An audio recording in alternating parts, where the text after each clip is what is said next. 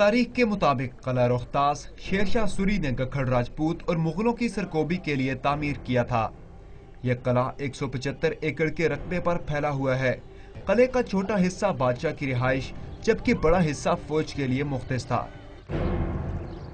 बहुत ही ऐसे लगा बहुत पीछे पुराने दौर में हम चले गए, तो बड़ा अच्छी फीलिंग हुई है, बड़ा अच्छा लगा है। रानी महल हमने देखा है। किले के 12 दरवाजे हैं जिनकी तामीर जंगी हिकमत अमली को मद्देनजर रखकर की गई थी।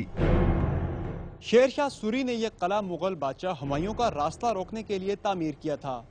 शेर शाह सूरी के बाद हुमायूं ने इंतकाम के तौर पर इस किले का ये गेट तोड़ दिया था, जिसे 2004 में दोबारा तामीर किया गया।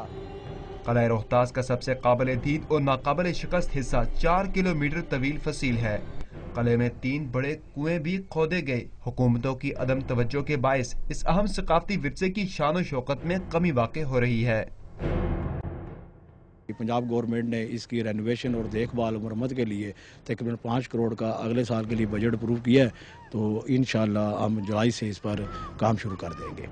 किले के अहाते में 480 के करीब घर तामीर हो चुके हैं, जिनसे न सिर्फ किले को नुकसान पहुंचा बल्कि इसकी खूबसूरती भी मुतासर हुई है।